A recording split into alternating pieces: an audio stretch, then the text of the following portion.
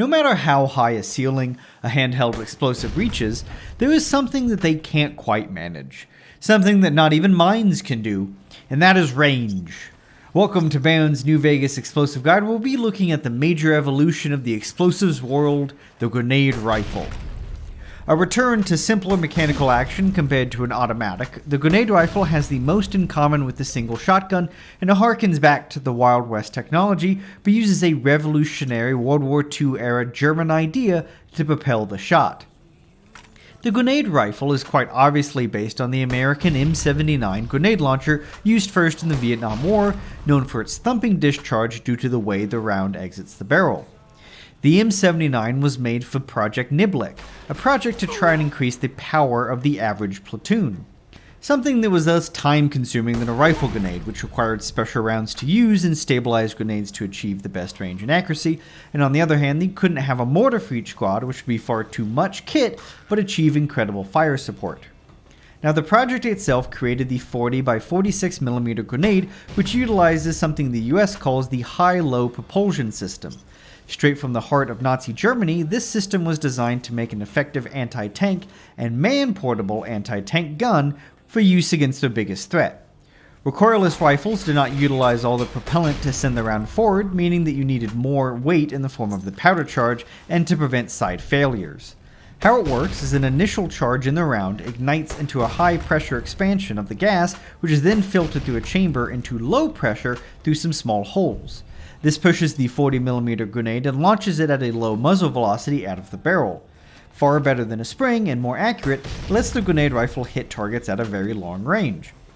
There was a requirement for multiple shots, but as the trials continued they realized that the imaginary weapon would be unfeasible or far too complicated.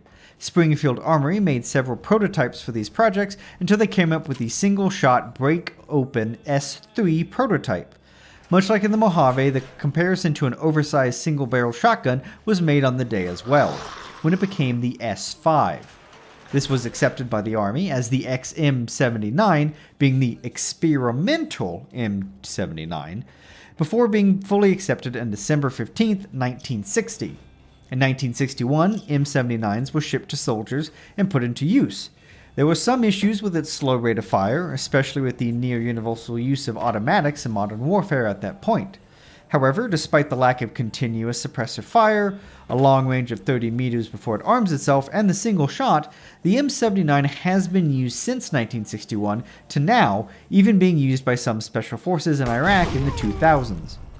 The effective range of 350 meters is double that of the more modern M203 that replaced it. Being an extremely simple weapon, only 5 major parts, there is no surprise that such weapons could make it to the aftermath of the Great War. Now, damage-wise, the power is all in that 40 by 46mm grenade, a semi-rare round but a powerful one. With 2 impact damage and 100 explosive damage in a 750 unit radius, these grenades are a lot like launched dynamite, but with far better accuracy and usable at long ranges and VATS. It can shoot 2.1 rounds per second if it had an endless clip to shoot from, but it takes 2 seconds to reload, meaning that it has a DPS of 41.4 with the reload counted. Not quite as high, but it's what you get.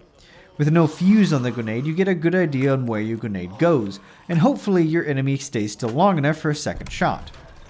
Now in VATS, it only costs 35 AP to shoot, just like the Mad Bomber explosives, and due to the higher muzzle velocity it can fire further and with less drop than future explosive weapons.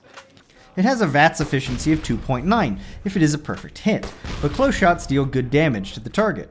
And unlike the actual 40 by 46mm grenades, there is no minimum arming distance, and you can easily kill yourself with them, and without using the ladder sights, the irons on the grenade are not too useful.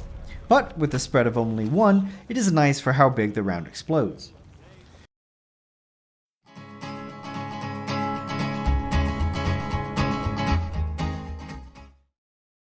In terms of skill, like the actual device, it requires only an introductory knowledge in explosives, at only 25 explosive skill, and with a 3 strength requirement, to wield it, it also reflects the low recoil the device was designed to achieve. With a weight of 6, it is a good moderately weighted weapon, and it serves as something that can be carried on a non-hardcore run with ease as an initial shot at the enemy. The cost of the grenade rifle is surprisingly cheap.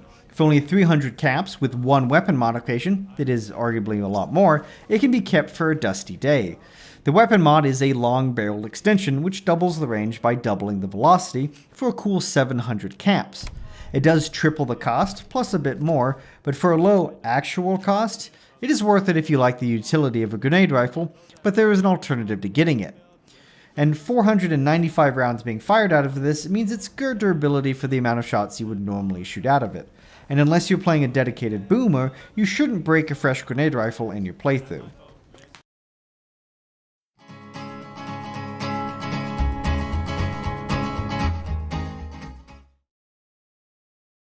The ammo is the aforementioned 40x46mm grenade, which is famed for its versatility, but it is limited to standard explosive rounds or incendiary.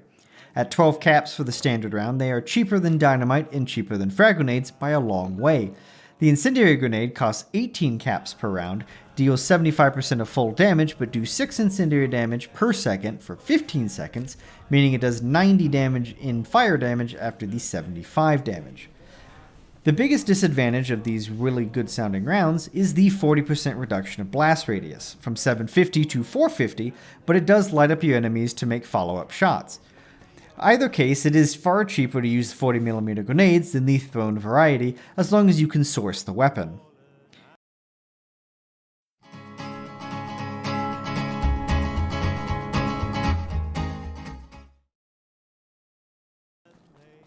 For those that don't want to spend any caps on the weapon mod, there is a unique version of the grenade rifle called Thump Thump, which can be found in the Nellis Solar Array building. Because the building is attached to a quest, it is completely missable, and Ant Misbehavin' must be active or have been done to collect it. The Thump Thump has a slightly bigger AoE, the long barrel modification already installed, it shoots faster at 2.79 shots per second, is more accurate at 0.8 spread, and can shoot 620 rounds versus the 495 rounds. Finally, it is weirdly 0.5 less weight at 5.5. So with a value of 800 caps, it is not too good as fodder to sell, it's really best to collect or to use.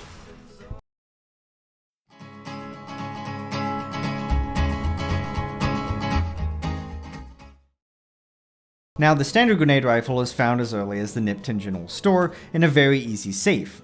The Raiders of the Mojave can use them like the Vipers, the Jackals, and the Fiends, and nearly every boomer has a chance to have one. Lacey at the Outpost, Blake at the Crimson Caravan, the Renegade Great Khan Oscar Valesco also have one. The ammo is found in Nellis all over and bought from the munitions trader, Prim, Great Khan Armory, the 188 Trading Post, the Mojave Outpost, and of course the Quartermaster of the Hoover Dam will all have them in abundance. But between the Quartermaster and the Red Rock Armor, there should be enough ammo to break a few of these rifles. Now, in conclusion, even though I've been talking up the handheld explosives for the average man, the grenade rifle is all they need. It's cheap, lightweight, and effective at sending a message the average man in the streets understands.